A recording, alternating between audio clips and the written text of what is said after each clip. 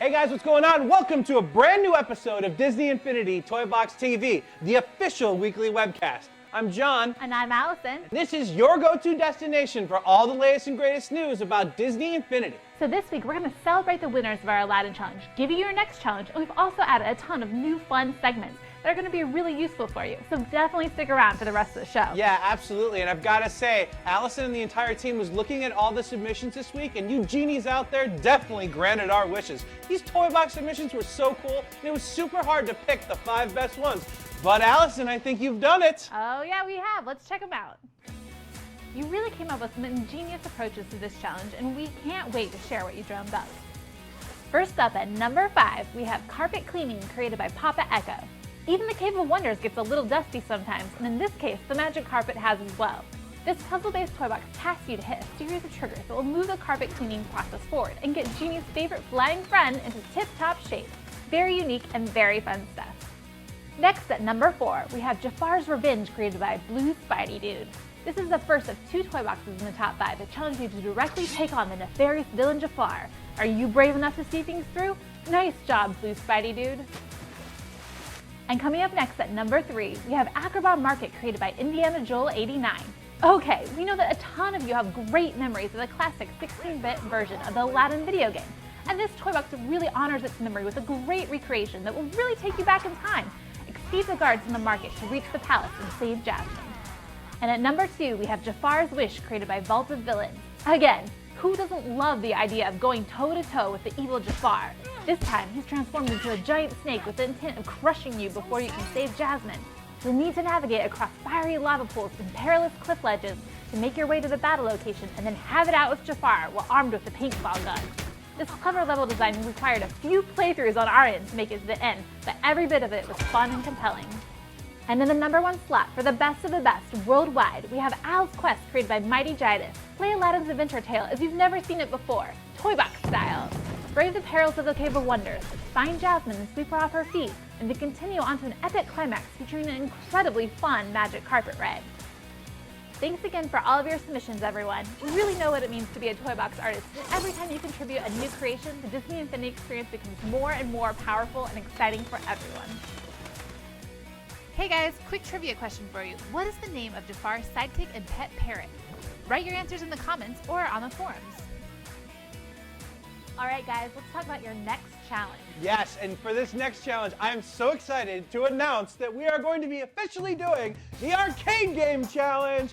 Look, this is a challenge that's super near and dear to my heart. I grew up playing arcade games, and I'm sure a lot of you watching this right now also did as well. So we want to see you take the toy box to new limits and create the coolest arcade games that you can think of. Do you have the skills to make an operational arcade game? Bonus points if you can make it playable in multiplayer mode too. Yeah, remember guys, we want to see simple but addictive gameplay mechanics because that's what arcade games are all about. I mean, it would be so cool if you maybe did like a shooter, or maybe you did, you know, a dance game, or maybe you did a shooting dance game. It's totally up to you guys. Use your imagination and go wild on this challenge. All right, guys, so let's look at another way that you can expand your Disney Infinity experience. This week, we're going to talk a little bit about the Villains Pack. Dun dun dun. So we've got Davy Jones over here with his sword slashing abilities. That's right, and inside the Pirates of the Caribbean playset, Davy Jones, towards the end, can actually summon the Kraken, which is a lot of fun. And next up we have Randy and his invisible attack. Yeah, absolutely. So Randy's a great character if you're playing in the toy box with your friends and you need to get the advantage by sneaking around. Definitely one of the coolest characters, kind of similar to Violet. He can totally turn invisible and give you the upper hand in those sticky situations. And last but not least, we have Syndrome. He is back and ready to take over the city. Yeah, so Syndrome actually has his 0-point energy, which you might remember from the Incredibles film, but inside of Disney Infinity, he can actually use that 0-point energy to pick up some of the biggest characters and most heaviest characters in the game.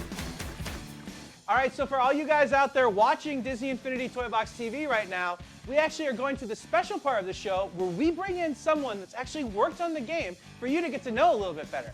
So this week we're going to bring Ryan Rothenberger, who's senior producer on the PC version of Disney Infinity, which if you haven't checked out is available for download right now at our website. Ryan's going to tell us a little bit about the PC version and how it differs from the console version. Really excited for this interview, and I hear the person that's interviewing him is really great, so let's check it out. Ryan, how are you today? Excellent. Thank you for having me. It's a good looking shirt. I know, I got it from you.